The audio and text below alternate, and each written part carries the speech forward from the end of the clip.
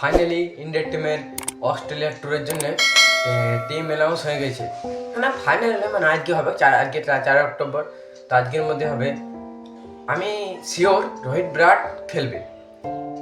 2027 world cup খেলুক ইয়া না খেলুক, কিন্তু অস্ট্রেলিয়া ট্যুরে খেলবে ওরা দুজন। রোহিত শর্মা আবার অনেক ভিডিও আসছে, ছুটাছুটি করছে, অনেক ওজন কমায় নিয়েছে, অনেক ফিটনেস রেখেছে। বিরাট কোহলি তো লন্ডনে আছে, ও ফিটনেস, ওকে তো আর ফিটনেস বলার দরকার নেই কেমন আছে। তোমরা তো জানোই ওর কেমন ফিটনেস।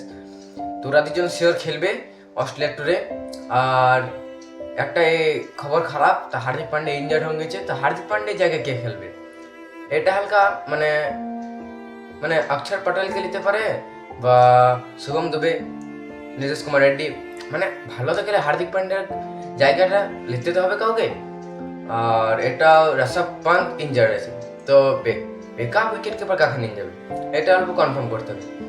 আমি বলবো সঞ্জু স্যামসন। ধ্রুব জুরেলও খারাপ করে নাই, একটা সেঞ্চুরি মারলো ওয়েস্ট ইন্ডিজ সাথে। তো সঞ্জু স্যামসনও খারাপ করে না, সঞ্জু স্যামসনকেও নেওয়া উচিত। ফর্ম ভালোই আছে সঞ্জু স্যামসন, এরাও থাকবেই। আর এরা একটা ওপেনিং কে করবে?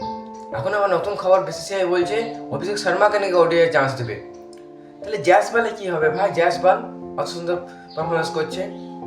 জ্যাসবাল তাহলে শুধু টেস্টে খেলবে নাকি? T20 চান্স দিচ্ছে না, ওডিআই চান্স দিচ্ছে না, শুধু টেস্ট প্লেয়ার নাকি ও?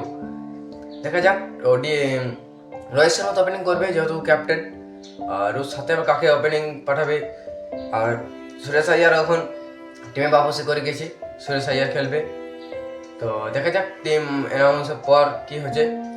আমার কাছে যে রিপোর্টগুলো ছিল আমি তোমাদেরকে বলে দিলাম। আর তোমরা কাকে ওপেনিং দেখতে চাও রোহিত শর্মার সাথে, কমেন্টে বলবে।